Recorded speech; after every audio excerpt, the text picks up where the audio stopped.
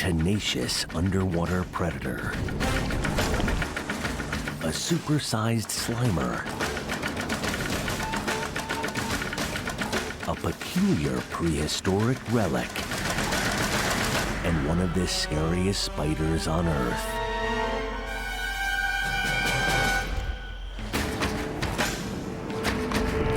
So extraordinary, they seem almost impossible. So mysterious, we're only beginning to understand how they survive and thrive. The more we try to uncover their secrets, the more we marvel at our planet's most incredible animal oddities.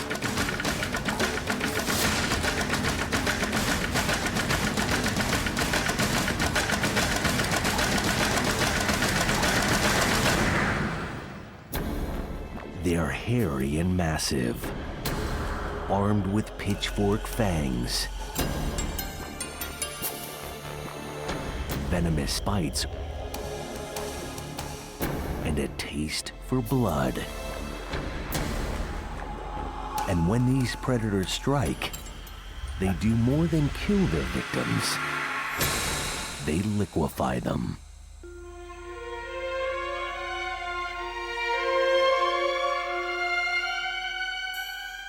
Arachnophobes, meet your worst nightmare.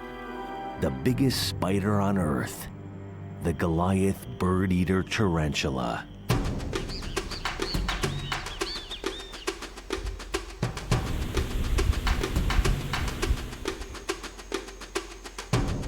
These terrifying predators reside in the tropical forests of South America, from Venezuela to Brazil. Amateur spider researcher Martin Nicholas has come to French Guiana to investigate Goliaths in their lush native habitats. Here, high humidity and constant rain provide fertile hunting grounds.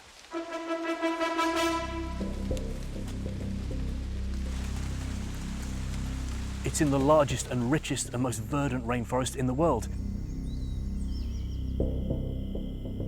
And when prey items, like big insects, grow really big, then the animals that feed on them, the spiders, they grow big as well. Big prey items, big spiders.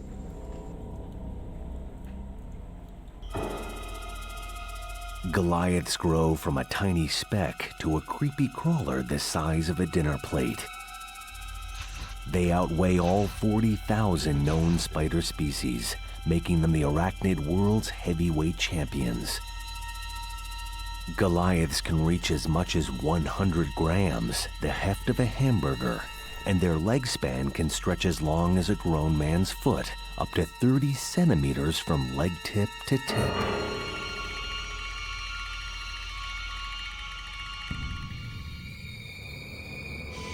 Their diets are expansive too. There are over 900 known varieties of tarantula worldwide. Most feed on bugs. But a 15-centimeter-long cockroach is only one Goliath feast of choice.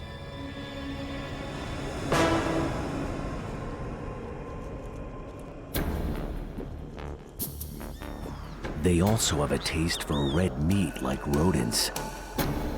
The Goliath is one of only a few spiders able to hunt and feed on meals of fat field mice and rats.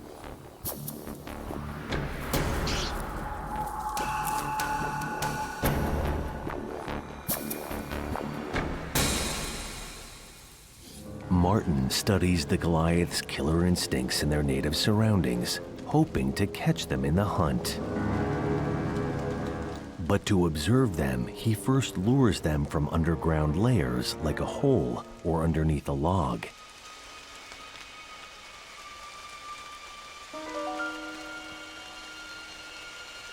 No luck here.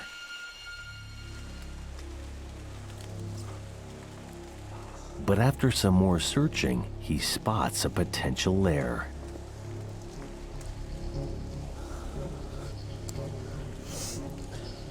See if anything actually lives down here.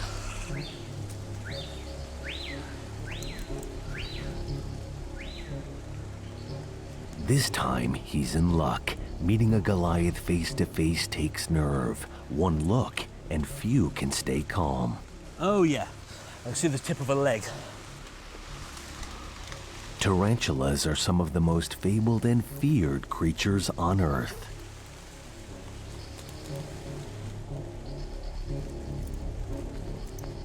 Big spider. As soon as we can actually tease her out. Martin's careful to avoid any sudden unwanted contact. A Goliath may go after the stick at first, but agitated tarantulas will bite.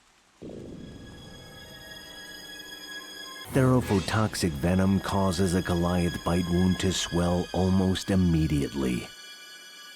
As the venom spreads, neurotoxins attack pain receptors in the brain, causing sharp stinging, similar to the burn from eating hot peppers.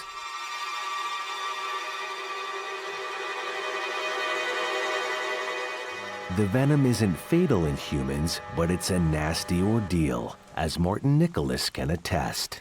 It felt like being stabbed and then a burning sensation. My hand swelled up to almost the size of a boxing glove. Martin must work carefully to coax the Goliath from its home. But this spider's no fool. Martin could easily be an attacker. To pass as a potential meal, he's got to speak bug. The key is in the vibrations. He must agitate the Goliath's highly sensitive hairs to get it to come out. They use their central nervous system. All of the hairs, all those long hairs on the legs, are all connected up to that central nervous system so it can feel movement from any direction. She can feel through the soles of her feet the vibrations that I'm making by dragging the stick along the floor like this. And it's that sort of vibration she would pick up from her prey. Sensing the right vibrations is critical for these burrowing hunters. Goliaths have 8 eyes located on the tops of their heads, but like many tarantulas, their eye lenses only pick up light and dark, recognizing rough shapes only a few centimeters in front of them. Instead, the Goliath relies on its hairy body to feel its next meal. They use their senses much more than they use their eyesight. Finally, Martin agitates the Goliath's instinct to hunt.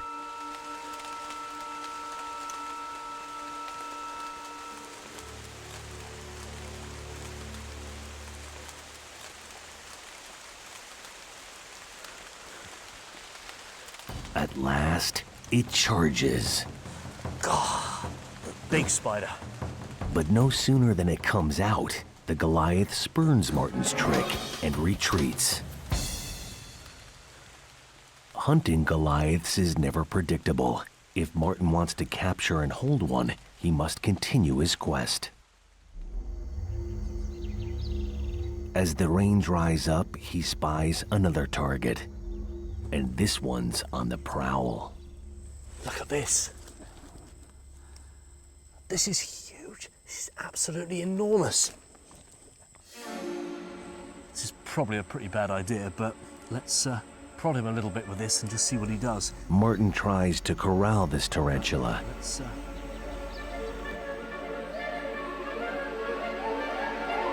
He's got to be careful to avoid scaring it away or forcing it to attack. Whoa! He corners it, careful to keep it from charging. That's a defensive mechanism.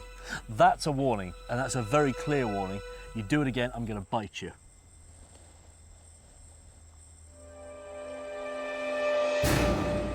In a swift move, success. He's got a Goliath the size of his hand.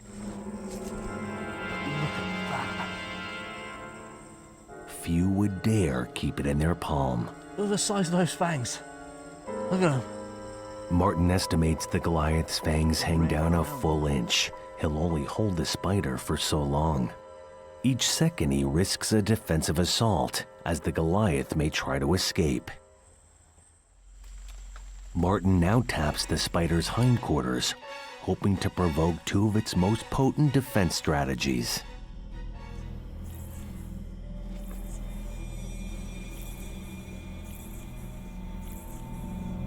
A threatened Goliath first employs a noisy scrubbing motion called stridulation.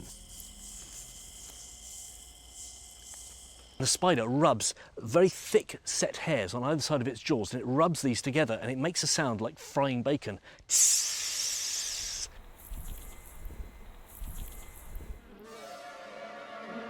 If marten were an actual predator like a tarantula, hawk wasp, or a bullfrog, this hissing might be the last sound he heard before death.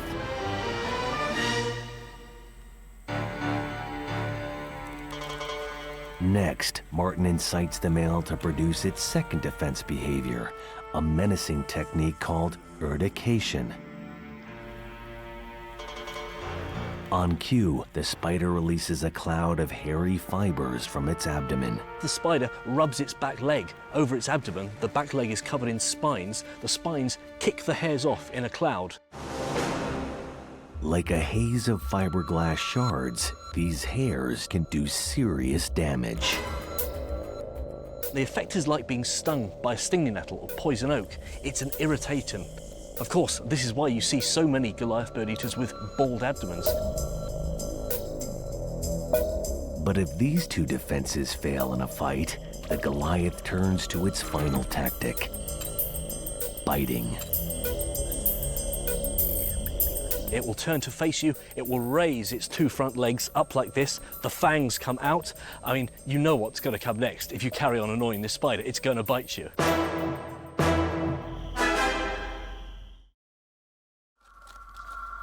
Goliath's bites are actually stabs from jaws built to kill. Most spiders hunt by spinning webs, sticky death traps set for flying prey. But Goliaths hunt up close and personal, wielding special pitchfork-style jaws, common to their spider suborder, the megalomorphs. The difference between these and the true spiders is that the true spider's jaws work a little bit like pinchers, but the megalomorph jaws work like a pitchfork. They stab downwards like this, and this is how they catch their prey. Humans recover, but a Goliath bite's a far worse fate to passing prey. It's a punishment fit for a horror film. Once secured, Goliaths use their fangs to inject venom. This potent blend of 65 toxic proteins blocks the victim's nerve signals, freezing it on the spot.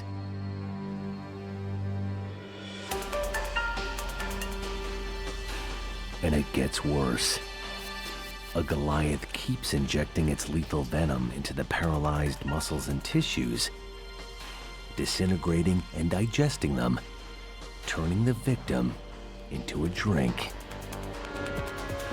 Finally, the Goliath uses suction to devour the kill. And this sucking stomach acts like a vacuum cleaner, and it sucks up all the insect liquid, and that's how it gets its nourishment. The Goliath Birdeater Tarantula, one of nature's most skilled hunters. A hairy predator with a vampire's bite. The world's biggest spider, and a truly remarkable animal oddity. Whoa! Slimy and huge, it muscles through sand, carving out secret tunnels. Strong and determined, it hunts blind, feeding on dead flesh. And when you least expect it, this hungry scavenger squirms right under your feet. The Giant Beachworm. Every year, millions flock to East Australia's sandy shores. But as beachgoers frolic above, few realize what slithers beneath. Out of nowhere, they feel a sudden nip. Victims of a blind taste test from one of nature's most gigantic crawlers.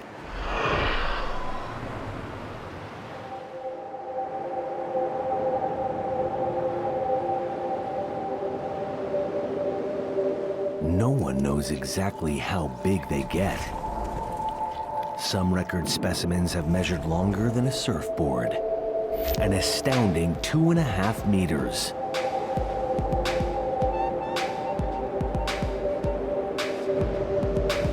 But biologists do know that giant beachworm's underground habitat runs along Australia's nearly 6,000-mile eastern coastline. The worm's exact population remains a mystery, but the abundance of giant beachworms poking their heads up at low tide leads scientists to believe millions of these leviathans burrow just below the surface, inhabiting colonies stretching out about 60 meters from shore.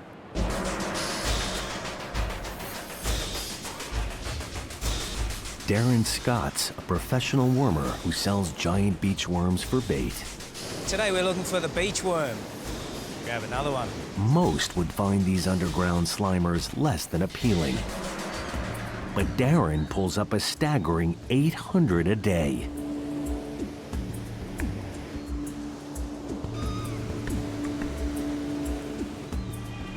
There we go, another nice one. Still, no matter how good he gets, the giant beachworm remains a worthy opponent for Darren and his fellow wormers. Slippery, strong, and surprisingly sly. They're very hard to pull out at sometimes. Giant beachworms only surface when grabbing at food. Anything from algae to seaweed to their more preferred meal, dead and rotting fish. They must be resourceful scavengers to find enough food in this volatile environment of crashing surf. Yet nearly every trait, from the way they crawl, build burrows, and harpoon their prey, helps these worms grow from tiny to titanic. You can see the worm, there's his head coming up, and we're just giving the worm the bait. One of their strongest assets is raw strength. It takes tremendous power to muscle through dense sand. Giants live out their several-year lifespan burrowing up and down tunnels stretching just a meter below sea level. There he is, he's hungry. He's going to take the bait. Down he goes. He'll take it to approximately 6 inches down, where he'll sit there and devour the meal. They use their heads as battering rams to punch through sand. Cartilage-like rings support and divide the beachworm's powerful upper bodies into dense muscular segments ideal for pushing. And while their rings empower these worms, another trait turbocharges them.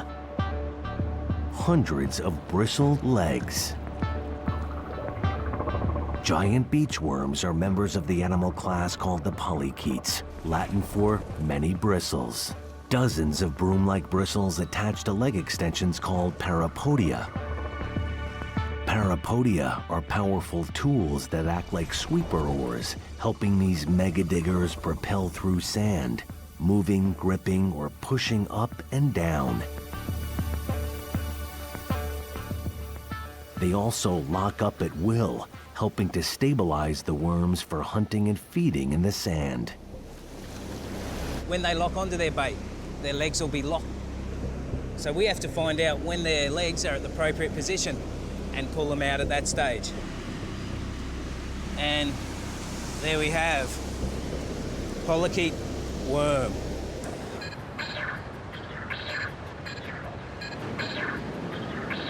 But the scavenging giant beachworm faces tremendous challenges in this unstable terrain. As tides move in and out, any sudden sand shift could pulverize a beachworm tunnel. Nice big worm there. Beautiful. One powerful trait saves them: slime. Here we've got a slimy. We call these slimies because they have such a large mucus buildup on them. Slime is a giant beachworm's sand glue. Their skin excretes a constant supply of slimy, sticky mucus.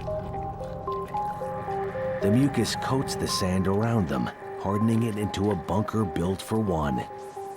The adaptation helps prevent collapsing cave-ins.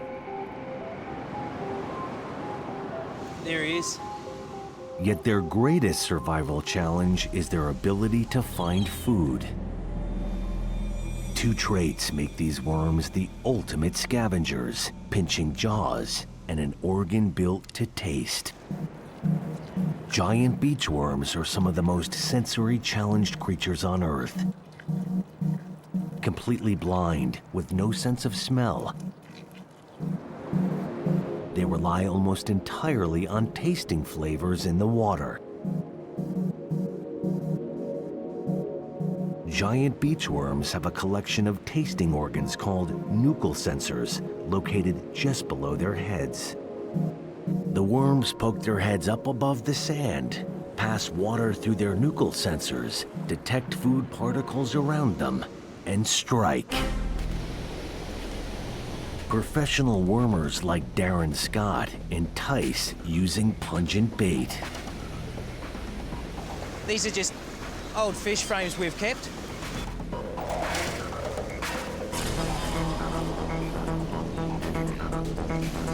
Darren lets his bait linger for as long as it takes, but most worm food doesn't stick around long in moving tides.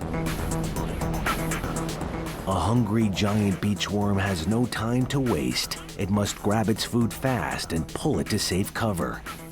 That's the natural cycle. When they get their feed, is to take it down under the sand. There, what they'll do is they'll take it down, they'll eat it there, and come back up for another hit, another feed when something else comes in. Yet grasping giant worms have no teeth. Their jaws use a different hidden weapon: pincers.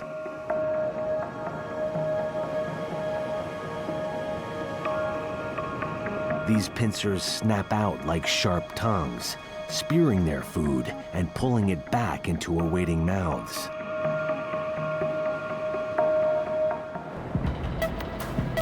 And these pinching jaws do more than help them feed.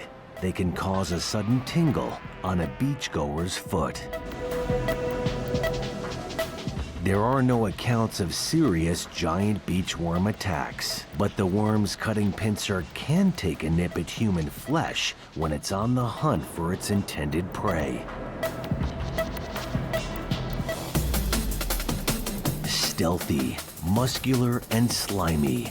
For wormers, they're a valuable catch. For beachgoers, they're a surprise assailant.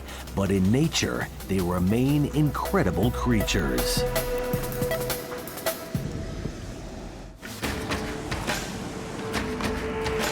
Mysterious and silent, slippery and agile. They creep like sloths until it's time to kill. Prehistoric predators, they've ruled for millennia. Now, they're doing everything to stay alive. Nature's ultimate survivors. Japanese Giant Salamanders.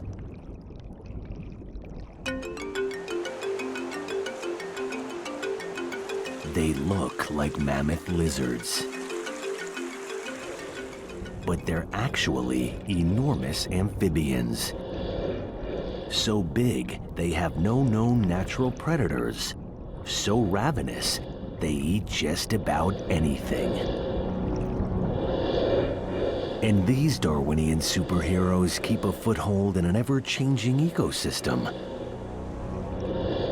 With one of the animal kingdom's most powerful wills to survive.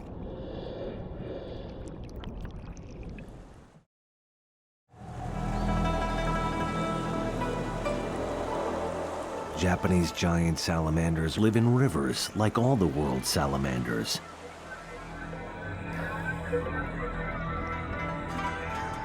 But while most salamanders average about 15 centimeters, giants can reach 5 times that and weigh over 22 kilograms, making them one of the largest amphibians on Earth. And giants have existed for millennia. Some scientists call these leviathans living fossils. Shimane University biologist Sumio Okada tracks, tags, and studies the Japanese giant salamander in Japan's Tottori Prefecture or county. He wants to understand how this dogged creature thrives even in a dangerously changing world. The river environment that Japanese giant salamanders depend on for their survival is getting worse and worse.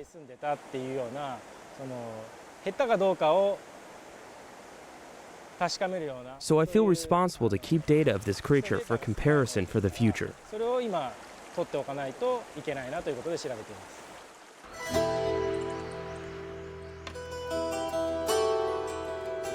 Japanese giants can only be found in Japan's northern Kyushu and western Honshu regions.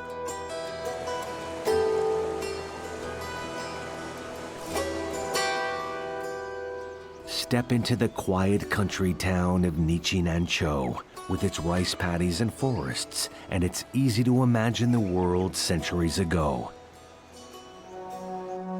But modern industry has taken its toll. Garbage and pollution threaten native habitats. For animals like the Japanese giant salamander, the key to survival is as simple as it is severe: adapt or die. And one enemy looms larger in the Japanese giant's life or death battle: man-made dams. Once, streams ran freely here. Now, dams stunt nature's ebb and flow. Many species, like Japanese eels and sweetfish, can no longer migrate across blocked waterways to feed and spawn, so they founder and die.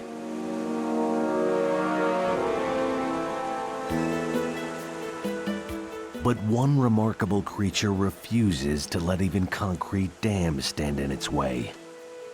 Faced with a cement slab, Japanese giant salamanders are so determined they keep crawling and climbing no matter what the consequences, even blood.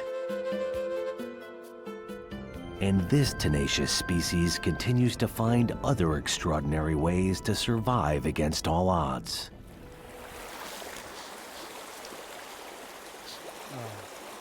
I think I can smell salamander nearby.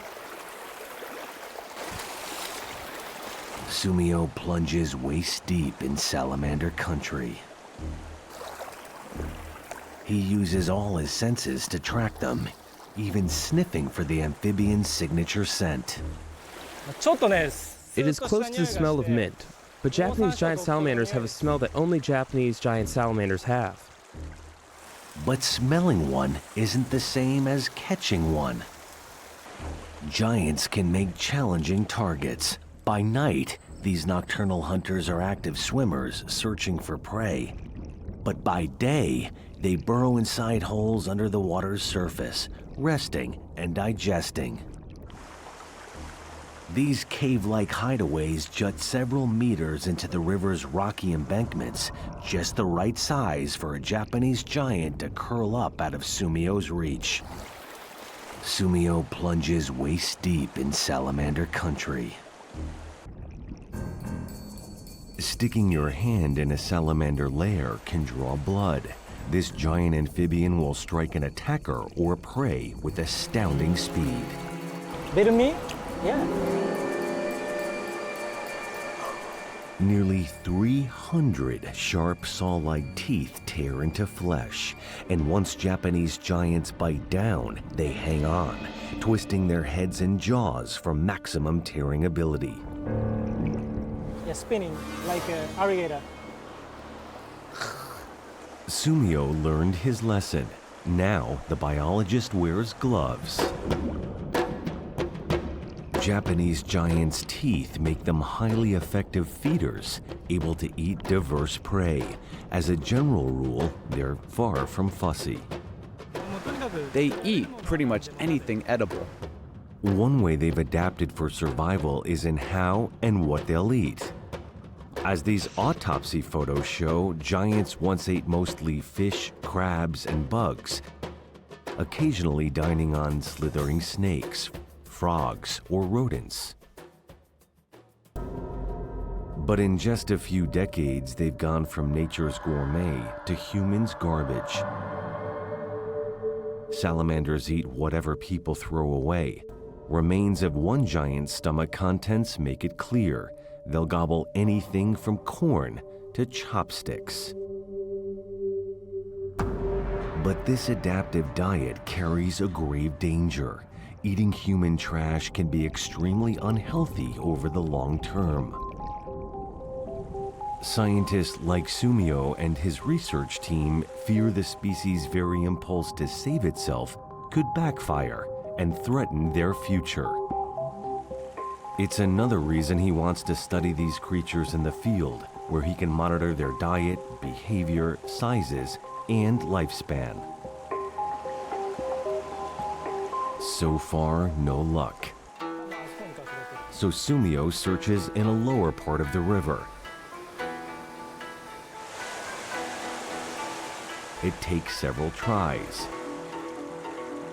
Giant hunting can be frustrating work, even with experience.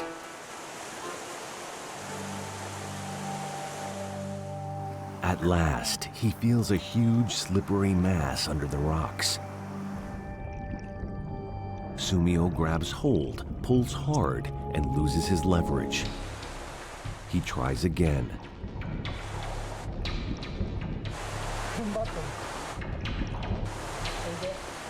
Finally, he's got it. With a strong tug, he lands a whopper. It's a Japanese giant salamander 2.5 feet long.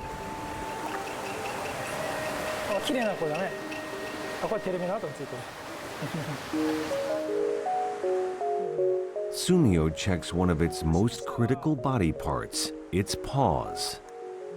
The giant is equipped with dual-purpose paws built for swimming and walking in water. Only two other species, the Chinese giant salamander and the American hellbender salamander, share the same trait. Their arm-like extensions help them steer, walk, push, or grip onto rocks. Rough calluses help them cling. Japanese giant salamanders can stick their feet to the bottom of the river. They have no claws, but this non-slip surface helps them to move around. In nature, these rough, sticky paws provide powerful tools for navigating watery underworlds. But against man-made structures like dams, they can get determined giants into trouble as they attempt to scale the coarse cement and lose their grip. Sumio speculates the giants may be trying to find food or mates on the other side of the dam. Their dam-bloodied paws are disturbing evidence of the real danger these creatures face. Their habitat grows increasingly threatened, and the giants may ultimately need man-made protection.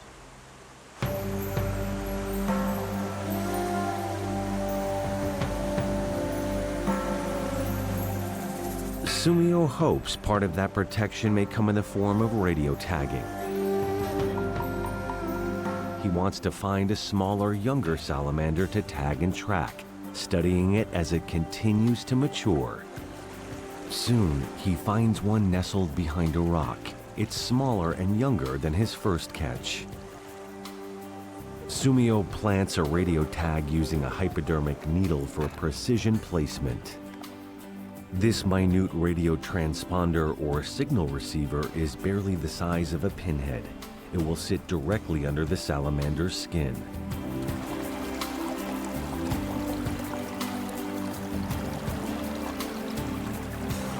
Sumio can keep track of the tag salamander from distances over 90 meters. He sends a signal to the transponder embedded in the tag. The tag responds, sending back an ID code. The ID code allows Sumio to record this giant salamander's activities and location over the course of several years. Sumio's cataloged and studied hundreds of salamanders in the last 6 years. He estimates there are only 30 to 50,000 Japanese giants left in existence.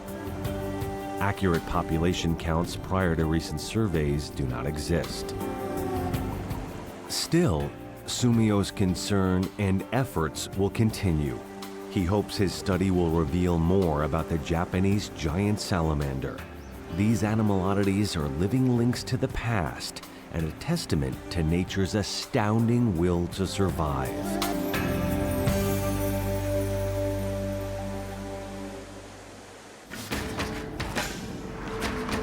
It swims like a fish, lays eggs like a bird, walks like a reptile, and carries a hidden needle of death.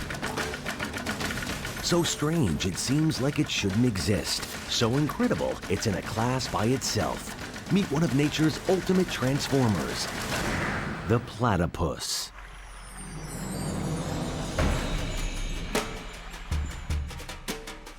18th century Europeans thought it was a hoax when they first saw drawings of the peculiar creature.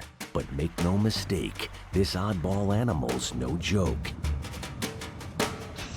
It's a one-of-a-kind all-terrain species combining 3 animals in one. And it goes from cute to killer in an instant.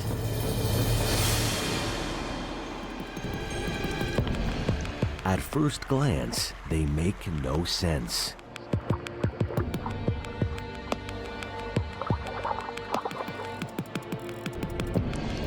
From their plump furry tails to their broad-billed muzzles, the platypus is about the size of a beaver, but all comparisons end there. Even its name is deceiving. In Greek, platus means flat, and pus means foot.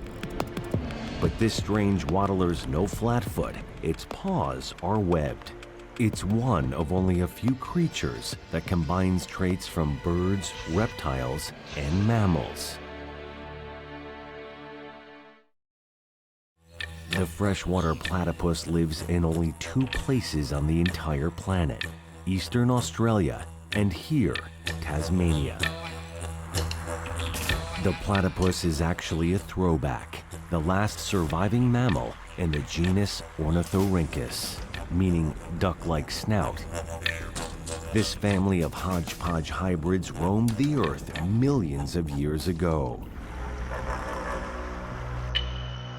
Yet what makes the platypus truly incredible is how it remakes itself, transforming from swimmer to sprinter, bird imposter to mammal, and back again.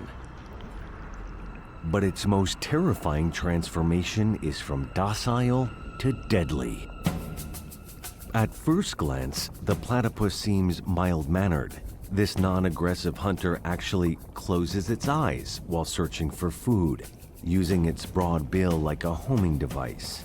The soft-skinned snout has special sensor organs that send out feeler signals, similar to radar, picking up vibrations from nearby worms and shrimp.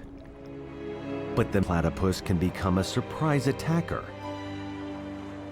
Its hidden weapons: sharp spurs located above the heels of its hind legs. Both sexes have these spurs at birth, yet females shed theirs at 3 months. This difference reveals the spur's primary purpose: male-to-male combat. Males use their lethal daggers most frequently during mating season, fending off rivals and showing their dominance. These dueling weapons make them one of the only venomous mammals on Earth. The spur works like a hypodermic needle, injecting a lethal cocktail of over 25 compounds from a toxic gland inside the animal's upper thigh. The sting is excruciating. In seconds, it causes bleeding and burning. Victims like dogs and cats die. Another platypus transformation takes this multi-terrain creature from boat to bulldozer.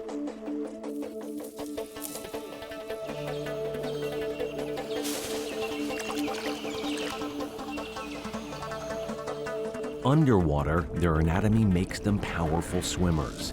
Webbing on their front paws extends past their claws, expanding the surface area. This highly effective oar pushes the platypus forward, while hind feet steer and tails act as rudders. But on land, the whole apparatus transforms, taking the platypus from swimmer to turbocharged earth mover. Their webbed paws tuck in tight, helping the platypus use their claws to dig dirt fast. Platypus use these digging paws to burrow for shelter along muddy banks. But for females, these powerful paws do far more. They build nests. Perhaps the most unpredictable platypus transformation is from mammal to bird imposter. Some platypus burrows can stretch almost 30 meters, elaborate underground structures built like oversized bird nests. And platypus use these nests to hatch babies. The platypus is one of only 2 mammals on Earth that lay eggs. A female platypus incubates them similar to a bird. The new mother then goes back to her normal mammal ways, a platypus to the core. Weird, wondrous, totally unique. Whether impersonating other species, swimming or digging, docile or deadly, the platypus is one of nature's most incredible transformers, in a class by itself.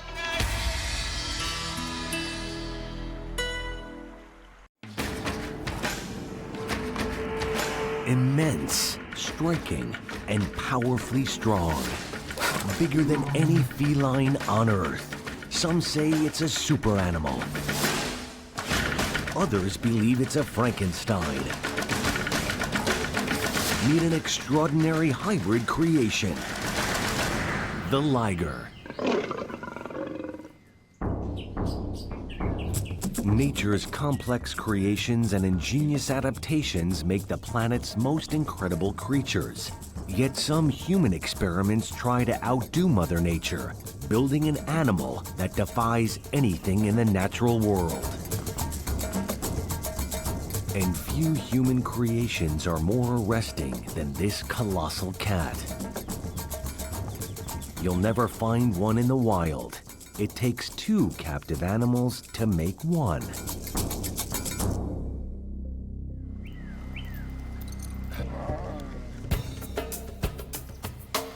They're bred in captivity from a male lion and a female tiger. But the Liger hybrid is bigger than the sum of its parts. A fully grown Liger is larger than both its parents combined, sporting tiger stripes and lion-like manes. But while its African lion father stretches 2.5 meters and weighs 240 kilograms, and its tiger mother reaches 2 meters long and weighs over 130 kilograms, the Liger stretches a full 3.5 meters when standing and weighs almost 450 kilograms. That massive character with these incredibly long bones and thick structure makes the world's largest big cat. Currently, the only place to find a Liger is in captivity, where they're bred at animal parks specifically devoted to raising and feeding them. Traditional accredited zoos do not condone these human hybrid creations. But keeping a grown Liger is a colossal and expensive proposition, especially at feeding time. A Liger consumes 11 kilograms of raw meat every day. By comparison, a lion averages just over 6 kilograms of meat a day. Down, down, down, down. That's a good boy. Bhagavan Antle runs the Institute of Greatly Endangered and Rare Species in Myrtle Beach, South Carolina. Antle's raised Ligers here for decades, though the human-made creatures do not officially qualify as a species. He currently has 2 Ligers on the premises. Ligers have long been the stuff of legend. Accounts of Ligers date back to the 19th century, including a mention in the Guinness Book of World Records. But no verifiable sightings exist of them in the wild. Still, rumors and mythologies of these freakish cross cats persist. Many wonder whether such super beasts could thrive or even survive in nature. In part, the question comes down to a concept called hybrid vigor. Hybrid vigor states that crossbred offspring have stronger health and vitality than their parents. Supporters of hybrid vigor, like Antle, argue that a crossbred animal maintains the best traits of its parents while eliminating many of their negative recessive traits. He claims the Liger keeps the strength of its lion father, but has none of its destructive temper towards other lions, and it bears its tiger mother's agility with none of her instincts to avoid social interaction. The Liger is an expression of hybrid vigor. He is larger and stronger and faster. At first glance, the Liger's physical traits are indeed impressive. Ligers have voracious appetites and longer bones and teeth. Their massive heads can grow 40% larger than their feline parents.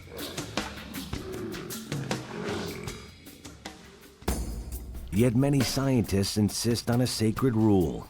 If it doesn't exist in nature, it shouldn't exist at all. In the case of ligers, liger size may be the best indication of the extreme dangers of hybrid breeding. To understand why ligers get so big, we must examine their genes. Ligers, by definition, can only be the result of a one-way breeding combination, a male lion with a female tiger. Reverse the sexes and their offspring would be called a tigon. Tigons fall into the normal size range of their parents. But it's the Liger parent combination that has the makings of a monster. Here's a theory of how Liger growth works. Ligers inherit a powerful growth-stimulating gene from the father lion. Normally, the mother lion would pass on a growth-stunting gene to balance it, but the Liger has no lion mother, and its tiger mother lacks this inhibitor gene as well. It is the male lion with the female tiger, and the animal doesn't have the signal to stop growing, and the animal seems to continue to grow for a longer period of time, making him huge. The result, a hybrid who can outgrow its own ability to stand up. It's a syndrome called growth dysplasia, and it can lead to severe joint stress, hip dislocation, and chronic injuries. And Ligers show other dangerous effects of crossbreeding. They're prone to blindness, heart conditions, deafness, and shorter lifespans. And the fact remains, in the wild, lions and tigers keep their distance. With the exception of human-made camps like these, lions and tigers do not cohabitate anywhere on Earth. Lions are grassy plains dwellers confined to Saharan Africa and the Gir forest in India. They are protective social creatures who fiercely defend their prides from outsiders. Tigers are more solitary hunters who thrive in more diverse environments and climates, ranging from India to Siberia to Southeast Asia. It's also highly unlikely that a hybrid liger could survive on its own in the wild. The genetic defects they've already shown in captivity, where they're carefully protected and fed, only suggest they'd meet a tragic fate in nature. In the end, ligers themselves hold the answer. All male ligers are infertile.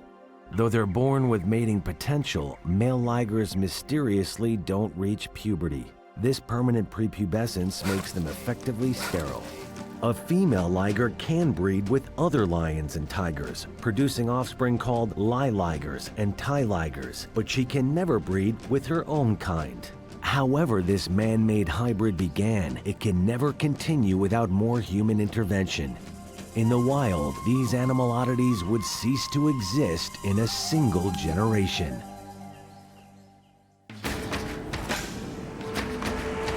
They're the planet's most amazing creations. So astounding, they defy logic. So extraordinary, they dominate their worlds. Whether mysterious or monstrous, bizarre or behemoth, they never cease to amaze us. The more we try to discover their secrets, the more we wonder at the world's incredible creatures.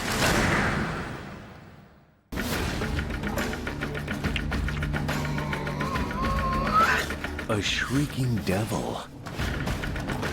A mysterious predator from the deep. An invasive deadly toad. And one of the fastest feeders on Earth. These creatures are so unique, they're in a class by themselves. So extraordinary, they seem almost impossible. The more we try to uncover their secrets, the more we marvel at the world's most astounding animal oddities.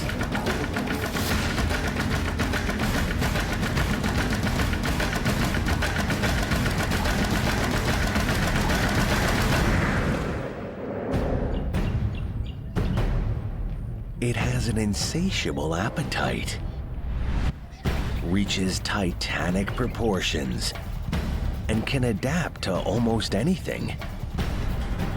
It's poisonous, hallucinogenic, and extremely deadly.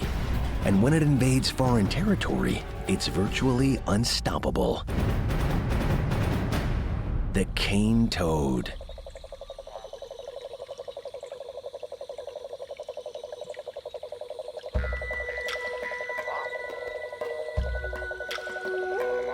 The cane toad is one of the Australian continent's most feared and tenacious invasive species. These supersized members of the frog family easily grow over 15 centimeters long and weigh nearly 500 grams, and some cane toads get even larger. One behemoth 900-gram cane toad known as Toadzilla stretched over 43 centimeters, twice the length of a grown man's hand. But it's their poison-secreting skin that turns this toad into a lethal weapon. Dry and bumpy to the touch, one taste of this flesh can kill. It's a deadly encounter for many unlucky domesticated or wild animals. Special organs under the cane toad's shoulders, known as parotid glands, secrete a highly poisonous milky white liquid called bufotoxins. The bufotoxins attack a victim's nerves, breathing, circulation, and muscles all at once, causing total collapse. Many toads carry bufotoxins, but the cane toad's concentrations can kill a predator like a snake in seconds, and all it takes is a single taste. One lick of a cane toad and a victim's heart becomes a ticking time bomb. Natural steroids in the cane toad toxin cause irregular contractions of the heart muscle. Epinephrine, better known as adrenaline, completes the fatal formula, kicking the contractions into overdrive. The result? Instant death. Some accounts suggest there have even been human cane toad fatalities, but far more people have made themselves sick, and all for the rumor that licking cane toads can get you high. There's some truth to the legend. A particular cane toad toxin called bufotenin is classified as a psychedelic in Australia.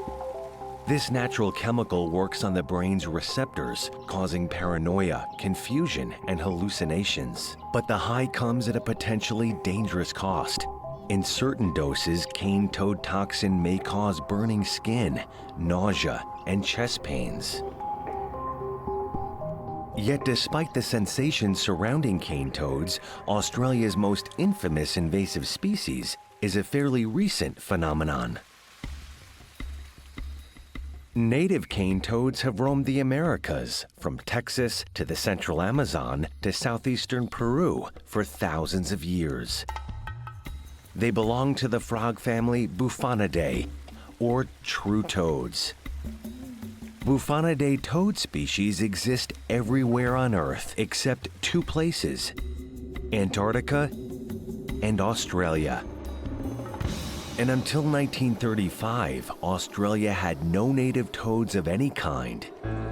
But human intervention changed the course of natural history. Like many invasive species, cane toads went from intended savior to nightmare.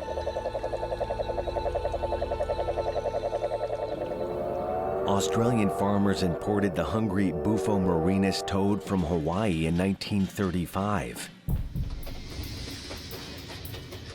The toads were supposed to keep down a pesky beetle hatched from these larvae that were destroying sugar canes. But the toads couldn't reach the beetles clinging high up in the stalks, so they simply took their appetites elsewhere, breeding like flies, outcompeting native species for food, and devouring everything from insects to reptiles to small rodents. Today, the cane toad's dominance ranges from the southeastern coastline all the way through the Northern Territory, covering over 1 million square kilometers, a full 15% of the continent's entire landmass. Graham Sawyer is the founder of a cane toad tracking organization called Frogwatch. He's concerned about the cane toad's rapid progress and bold behavior. They come out into open spaces at night to feed, and because they're not afraid of anything, they don't hide away like native frogs do, they just sit out in the open. Cane toads are very adaptable, and that's one of the things that's been a big surprise with temperature range, because there were areas of Australia where it was predicted cane toads would never get to because it's too cold or too hot, and so far they've done pretty well. They've had amazingly rapid movement to the north. But this invasive creature is only following its own hardwired DNA. The cane toad has two essential desires: a lust for food and a lust to reproduce.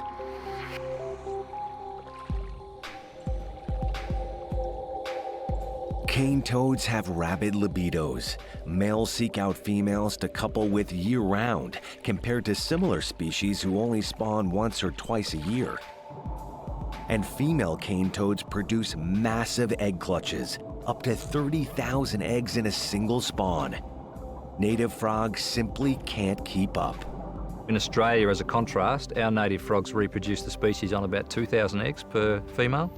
So there's a sort of a quantum difference in size of egg batch. And because of that, cane toads can really take a place over in a hurry. And hatched cane toads grow with stupendous speed. Like all amphibians, cane toads lay their eggs in water. But while most amphibians take weeks to incubate, cane toad poles can hatch out of their eggs and swim in just 24 hours. And the toad poles keep up the rapid growth, crawling out of the water and hunting on land in just over 2 weeks. Such fast-track development gives an invasive species a major advantage. Cane toads can start searching for food faster than their competitors. By the time native frogs reach maturity, cane toads have already swarmed the food supply and moved on. And cane toads don't just feed, they gorge, eating up to 200 food items in a single night. Their primary diet consists of ants, beetles, and crickets, but anything venturing past a cane toad's tongue can get swallowed up. These voracious toads get bigger the more they feed. Scientists believe the biggest cane toad specimens are the ones that roam the fastest. The first cane toad to arrive in new terrain will keep eating till its competition shows up. And the fast-feeding cane toad shows no signs of slowing down. They're advancing nearly 60 kilometers a year through cities and wilderness, porches, homes, backyards, and national parks.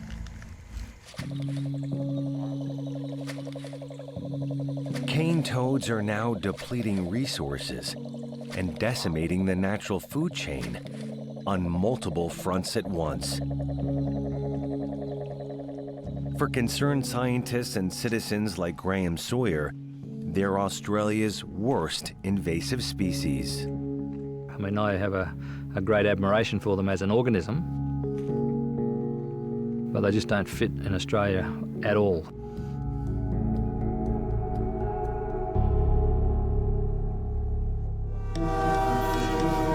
But the fact remains, the cane toad didn't arrive on its own. They're one of nature's greatest examples of resilience in a single species and dangerous domination in numbers.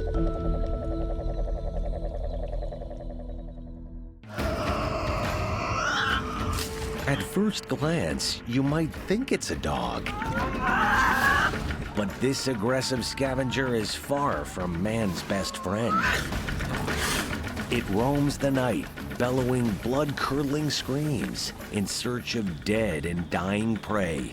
And when it tears into flesh, it's with some of the most bone-crushing jaws on Earth. This fiendish fighter may look cute, but its name says it all. The Tasmanian Devil.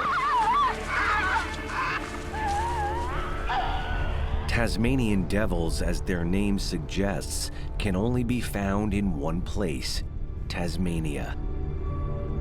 This Australian island's forests and dense foliage allow a resting devil to lay low by day. But by night, the same landscape becomes a shrieking stalking ground.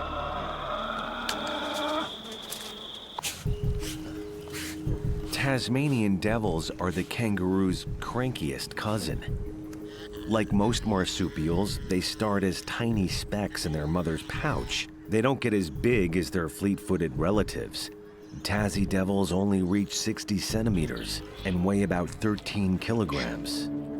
But what they lack in size, they make up for in strength.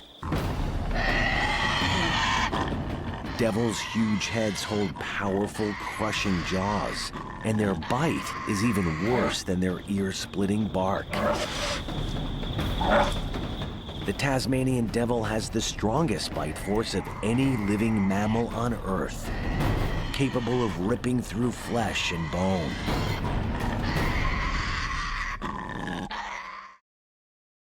The devil's bite force comes from a powerful upper body design. The Tassie's massive head is disproportionately larger than the rest of its torso and supports an unusually prominent and powerful mouth. To date, Tassies have killed no humans, but inadvertent encounters with devils can end in bloodshed.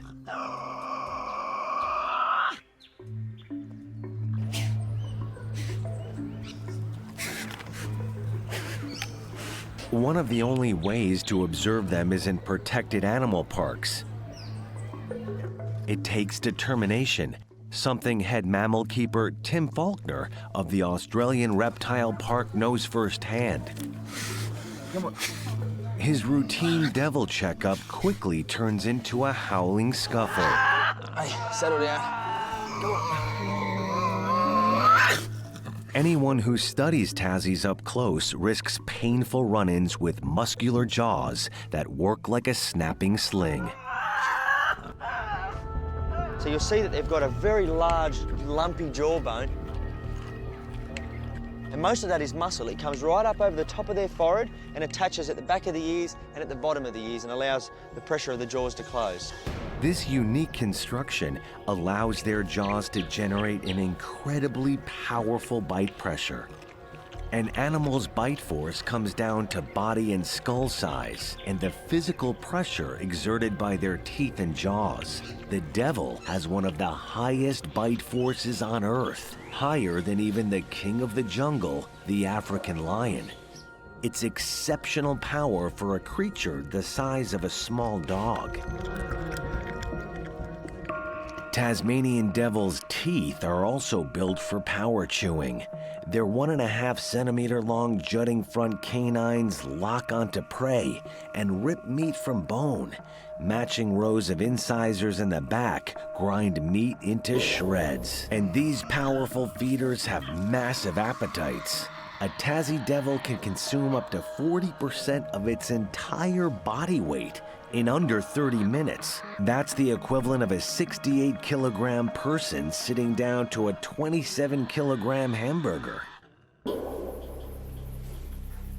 The devil is a tireless nocturnal hunter, roaming up to 16 kilometers in a single evening to hunt and kill living prey like rodents and reptiles. But they prefer a far easier feast. Road accidents, abandoned kills, and injured animals only minutes from death. Even the Tassie's shrieks help them feed and hunt.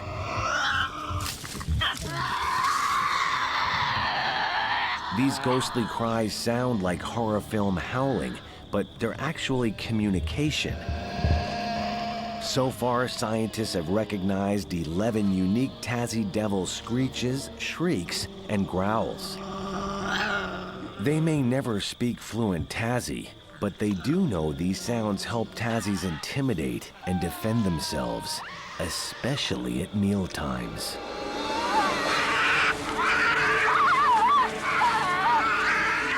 But these violent cries also keep the peace. Feeding devils will yelp, growl, and even sneeze around the carcass of a dead animal, warning others to keep their distance. The system works like a combative cafeteria line. Each snarling Tassie takes his turn at the kill. It also allows devils to be cooperative feeders when necessary, dining together over big game prey like kangaroo or even cows. 2 or 3 devils work in tandem, pulling apart large slabs of meat. A group of devils won't stop until they've devoured the entire carcass, even its bones. Yet sharing can be dangerous work. These voracious eaters don't always know the power of their own strength, and feeding frenzied Tassies can do serious harm to one another. Biologists believe one critical adaptation helps save the species: their manners. Devil-eating etiquette can mean the difference between a meal and a lethal puncture wound. They're so social because they try not to hurt each other. They can inflict serious wounds, gaping holes with their teeth, and they are quite ferocious to other animals. But their social behaviour enables them to come together, they use their whiskers, they have a bit of a talk, do some threat displays, show each other how strong they are without actually having to fight. And their manners work much like their sounds. Devils display 20 different postures, poses, and tics, like yawning. Each tic signals some form of fear, submission, or aggression. But a yawning Tassie doesn't show fatigue, it's showing its teeth. It's theorized Tassies often bare their teeth as a sign of stress, but to a potential attacker, these gaping jaws say something else: beware. Yet no attacker poses as big a threat to the Tassie than a strange and mysterious new disease. A rare, deadly cancer called devil facial tumor disease is ravaging the Tassie population. The tumors attack facial tissue and eventually make it impossible for Tassies to eat. They die of starvation. There's only been one other known case of transmittable cancer in history, one spread among dogs. Ironically, the Tasmanian Devil's aggressive socializing may be their undoing. They come together, they squabble over food, and they nip each other around the face. Now, the cancer expresses itself in large tumours. When each devil bites onto another devil, part of that is transmitted. Scientists speculate the devil facial cancers cut the Tassie population as much as 50% in the past 10 years. There are only an estimated 20 to 50,000 devils left in Tasmania, and more die each day. The Australian Reptile Park is one of several places in the country working to restore the species. Tim Faulkner and other keepers monitor a year-round breeding program. The future for Tasmanian devils, at the moment in the wild, it's looking pretty grim. Steps have been taken to ensure their survival by bringing insurance populations into captivity so that if something does happen in Tasmania and extinction is a real factor, we can breed up and reintroduce into the wild. Biologists hope these tenacious creatures can battle their way back from endangerment.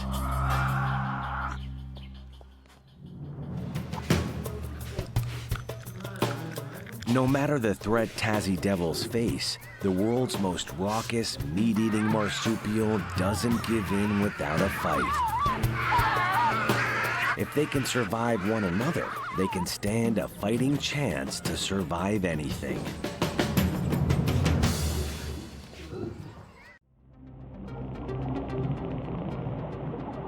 It glides through murky underworlds, devouring prey with razor-sharp beaks and body-crushing tentacles. It even eats its own kind. And now it's coming closer to our shores.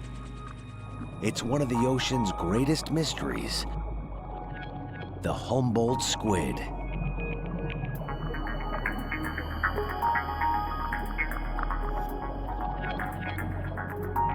Their Latin name, Dicidicus gigas, literally translates as the jumbo squid.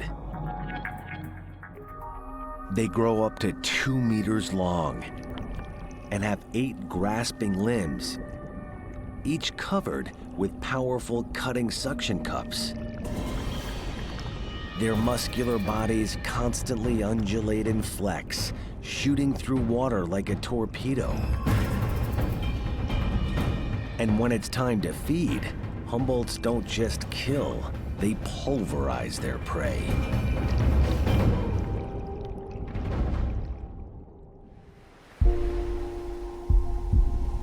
Humboldt squid get their name from the Pacific Ocean's Humboldt Current. This cold waterway stretches 8,000 kilometers along the west coast of South America, from Chile to the Galapagos Islands.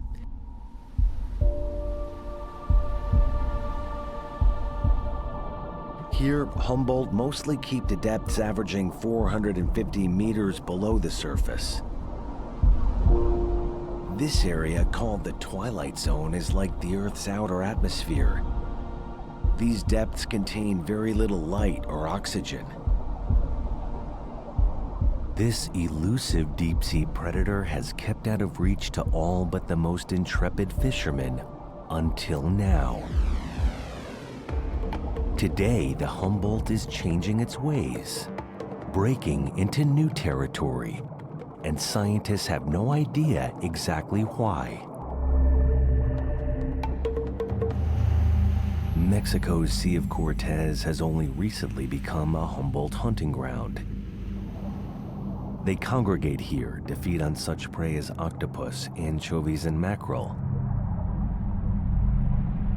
Like bees, the squid feed in a swarm. Thousands arrive en masse, draining an area's food supply.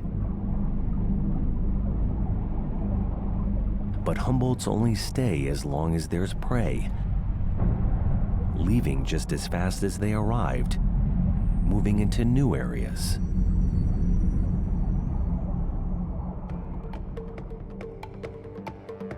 They've migrated as far north as San Francisco, Oregon, and even Alaska, all in less than 10 years.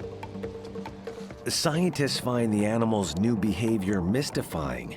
Wandering Humboldts are facing new climate and temperature extremes, from warm 15-degree waters in Mexico to near freezing iceberg seas up north, yet somehow they're surviving. Biologists wonder if these changing behaviors are signs of a species in crisis, or signs of new adaptations with a logic all their own.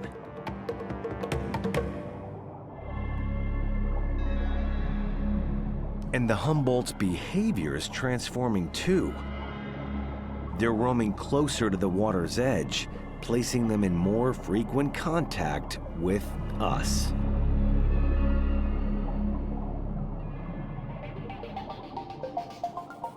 Scientists have begun Humboldt tagging programs, attaching satellite tracking units onto living squid. They hope to decipher the fish's unexplained migration patterns. Stanford University biologist William Gilley has traveled to Mexico's Sea of Cortez to catch and tag Humboldt squid firsthand. He's looking for clues that might unlock the Humboldt migration mystery. Okay, I got it. Hold on. Gilley's crew reel in a jumbo squid. Yeah.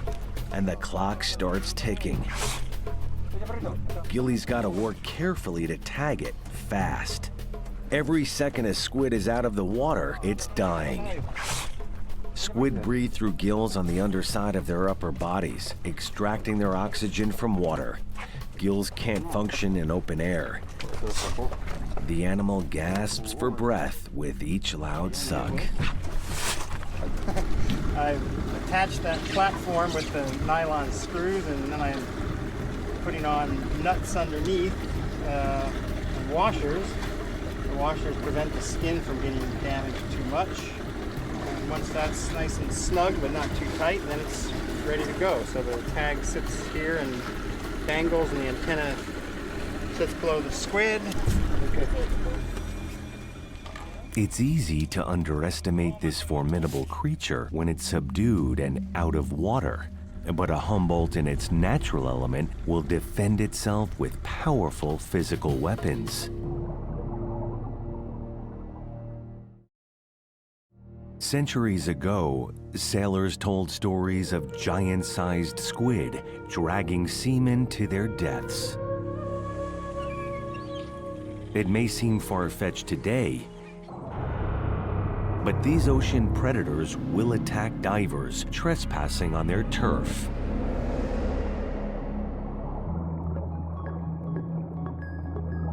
A threatened Humboldt will usually try two defensive strategies first.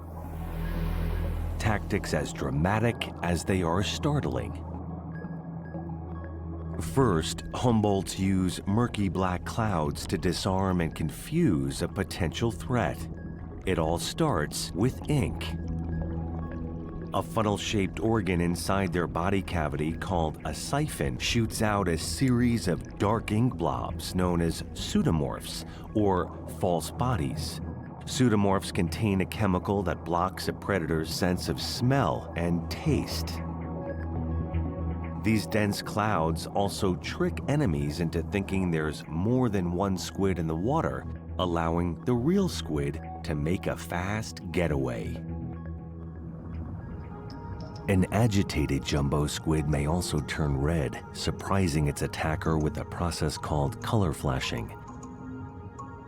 This biological technique allows the squid to change its flesh from gray to darker colors like purple or crimson, earning Humboldts the nickname Red Devils. Thousands of tiny organs embedded in the skin called chromatophores control color patterns and pigment. But if these defensive strategies fail, Humboldts will attack potential predators the same way they go after prey, with force. Humboldts have remarkable flexibility and strength throughout their bodies. Like all squid, their main body mass or mantle works like a jet propulsion system, allowing them to slice through the water, hunting or attacking with agility and speed. To gather these bursts of speed, the squid use their open front gills to bring rushing water into their torsos, and then use their funnel-shaped siphon organ to push the water back out and propel themselves forward. Two triangular jutting side fins help the squid steer, and two front tentacles act as feelers, navigating and sensing other creatures or obstacles in the water. The anatomical design is so effective, jumbo squid can move up to 24 kilometers an hour. But their strongest asset is a set of arms that squeeze with a powerful grip. All squid have 8 grasping limbs.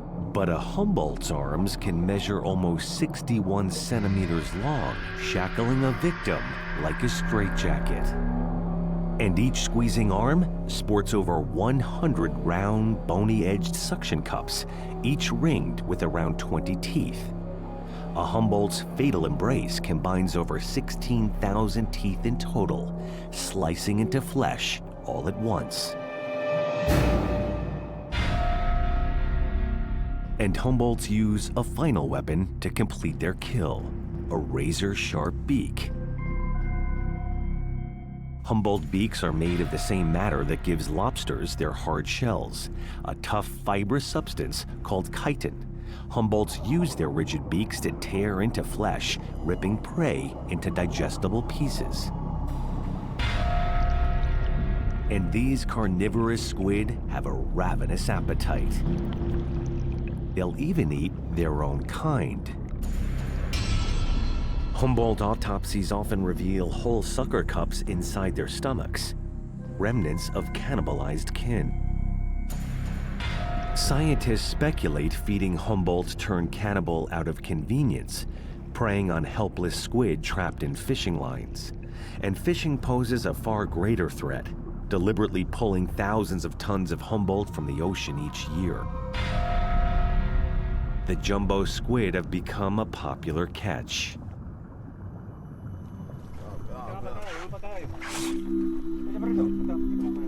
It's further reason biologists like Gilly hope to monitor Humboldt's movement and populations in the water.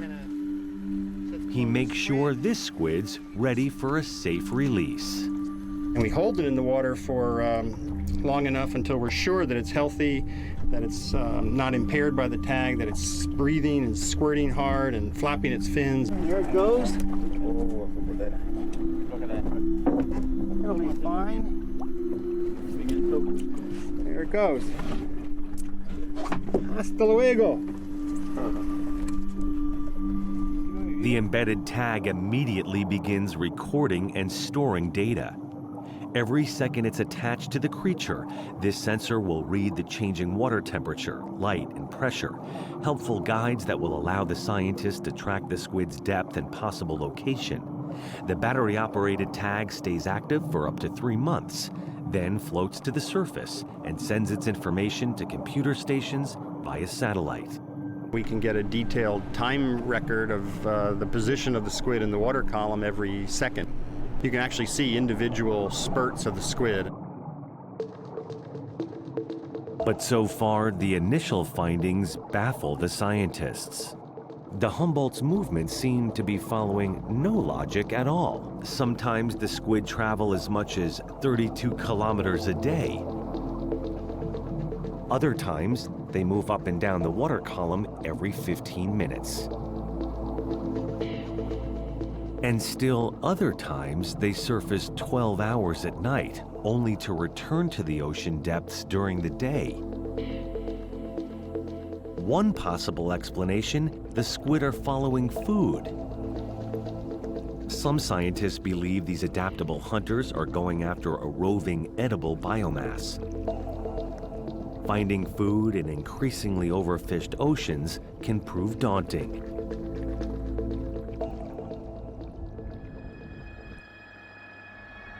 Another possible cause could be environmental, global warming.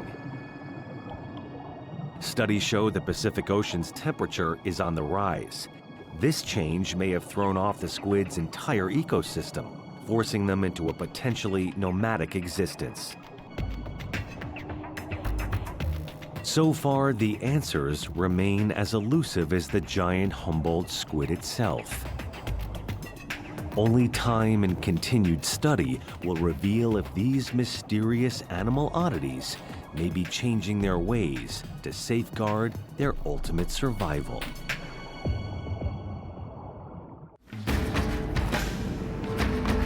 It has fur like a rat, claws like a bulldozer, and the strangest nose on Earth. It's so peculiar, it defies logic. So secretive, it can't be seen. But when it's time to feed, it's one of the fastest eaters on Earth. the star-nosed mole.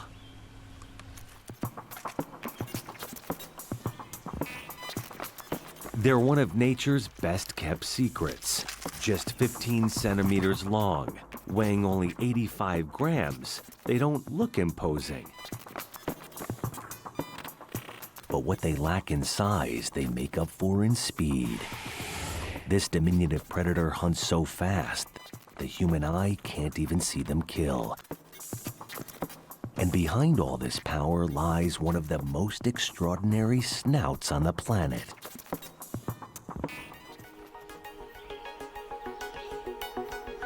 A collection of 22 pointy star-like tentacles give the mole its star-nose nickname. Yet looks can be deceiving. Despite its name, the hunter doesn't sniff for its next meal. It feels for it. Some biologists believe this wiggling protrusion may well be the most sensitive feeling apparatus in the entire animal kingdom. Each nasal tentacle holds over 1,000 touch receptors called Eimer's organs. Combined, 25,000 receptor bumps pack into an area only a centimeter long. Ordinary mole noses have a mere fraction, and it would take all the nerves in 5 human hands to account for the same sensitivity. This star-nosed mole lives in the wetland marshes of the northeast regions of Canada and the United States. But don't waste your time trying to find one. These underground, underwater burrowers evade prying eyes.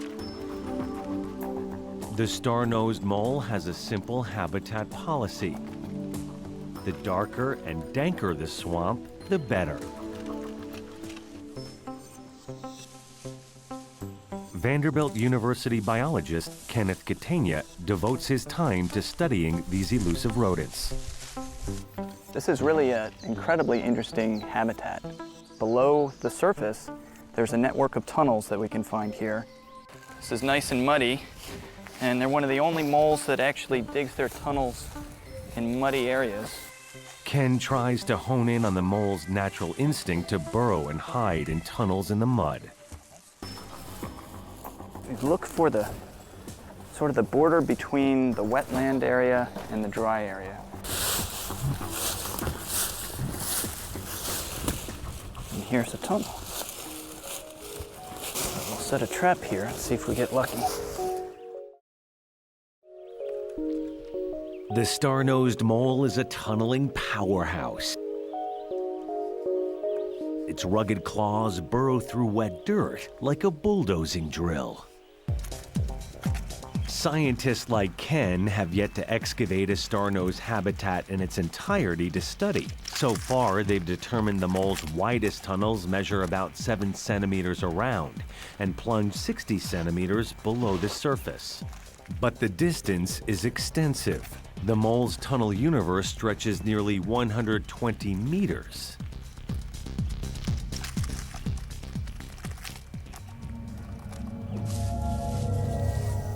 These ravenous hunters rarely surface from their underground lairs. Tempting a star-nosed mole by scent or sight is next to impossible. So Ken has to set his version of mole speed traps. So we put a lot of these traps into their tunnels and hope that they'll just wander in.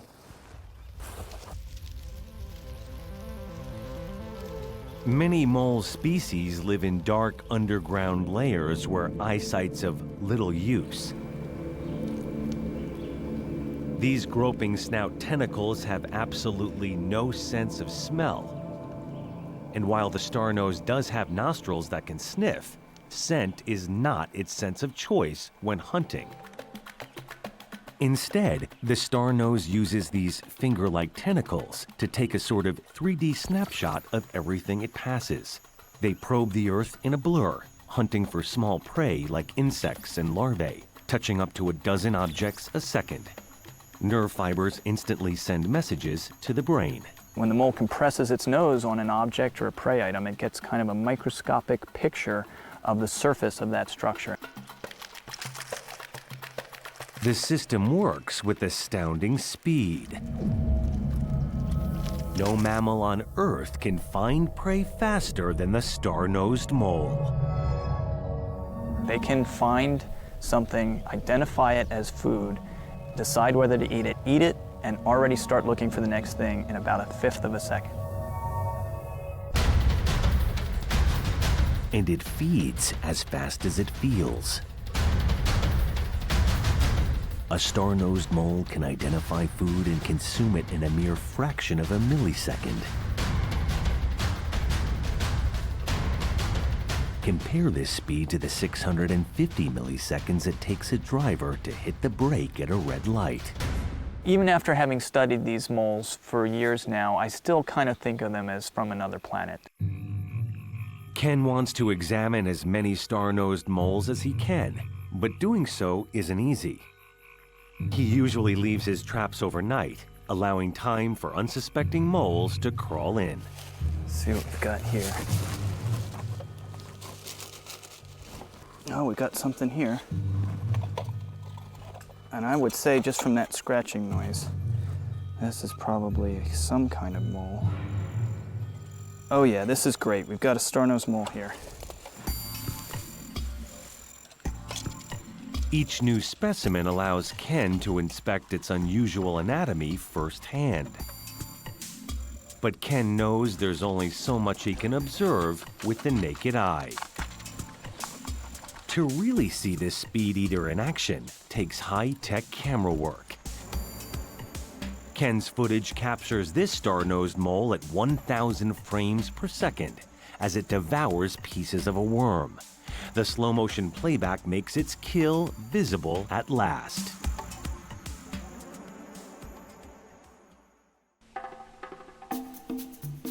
The star-nosed mole. It may look odd, but when it comes to phenomenal predators, nobody can top one of nature's oddest-looking speed demon feeders.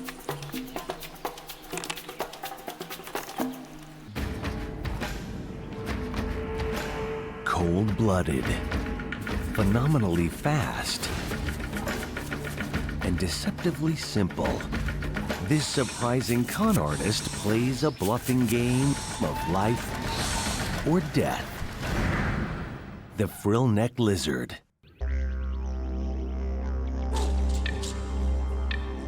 One species' survival comes down to raw nerve and some of the boldest bluff tactics on Earth. From elaborate camouflage to a hidden hood to fake poison warnings. Almost everything about these animal oddities is a trick.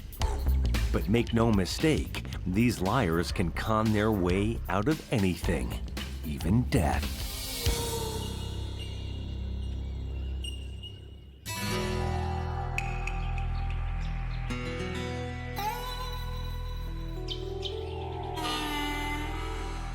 Although these 1-meter-long lizards look like lanky Godzillas, almost nothing about this animal is what it seems. Amanda Woodbine works with the Frill-Necked Lizard at the Australian Reptile Park in New South Wales, Australia. She knows not to take them at face value. Basically, the Frill-Necked Lizard is the biggest bluffer in the whole of the animal kingdom.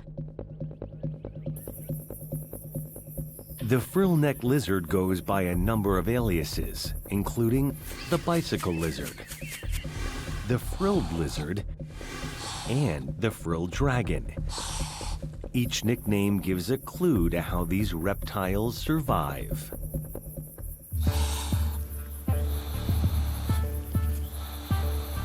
Long and lean, rough and scaly, it lives several years and grows nearly 1 meter long.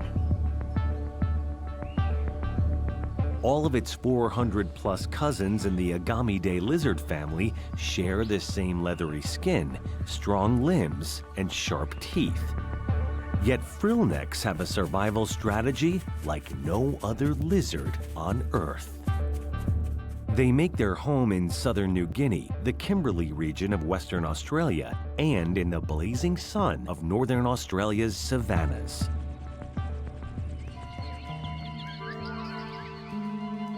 Frill-necks can really take the heat, even seeking out areas still smoking from forest fires. The frill-neck actually favors charred earth. Roaring blazes bring tasty prey like burrowed insects to the surface. And the scorched land helps the devoted camouflager stay even deeper under cover. The belly is predominantly black. Now, a burnt stick does lose quite a bit of size in it, so if one of these guys was to lay on top of a stick, a dead one that's been ravaged by fire, a predator looking from the ground, say a dingo, would look up and just see the black and go, well, there's no animal there, and wander off. Camouflage is a frill-neck's first and most basic bluff, even when trees are blooming. They're arboreal animals, nature's most dedicated tree huggers, spending up to 90% of their time among the branches. Frill-necks don't change skin color like chameleons. They don't need to. They simply make it their business to stay where their scaly hides blend in.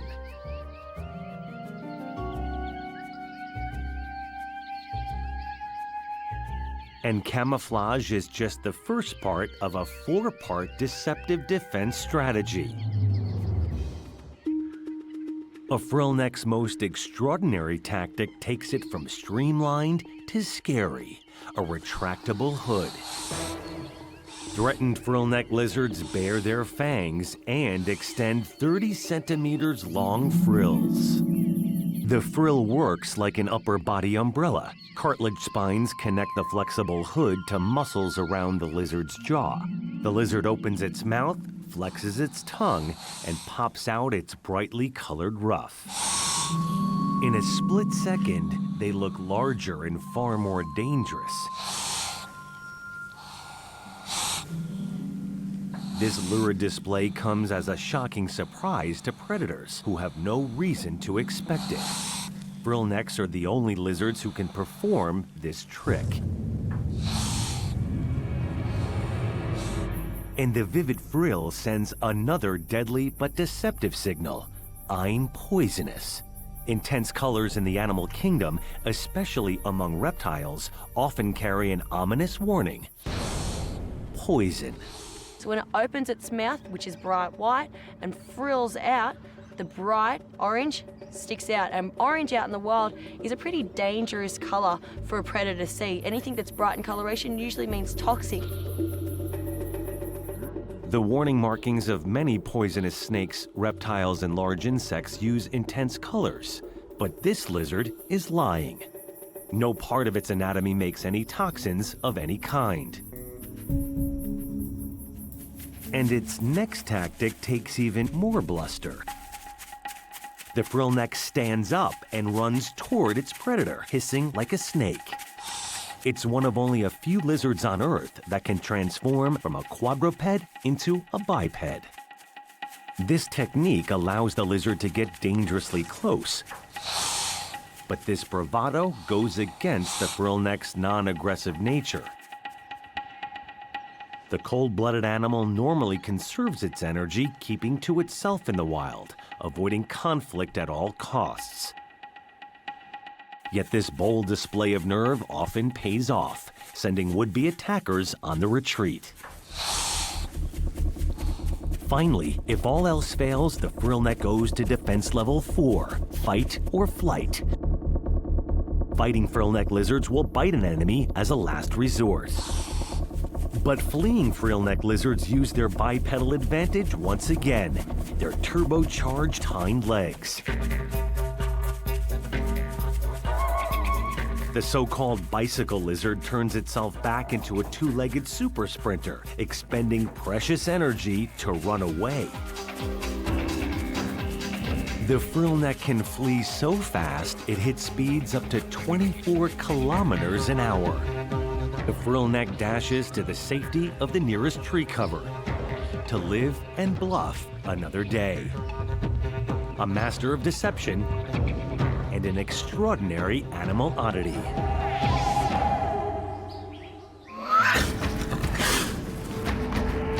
They're equipped with some of nature's most remarkable designs and astounding adaptations. Animals so mysterious, they fill us with awe. So powerful, they rule their worlds. Whether tenacious or titanic, weird or wondrous, they never cease to surprise us. The more we discover the planet's most incredible animal oddities.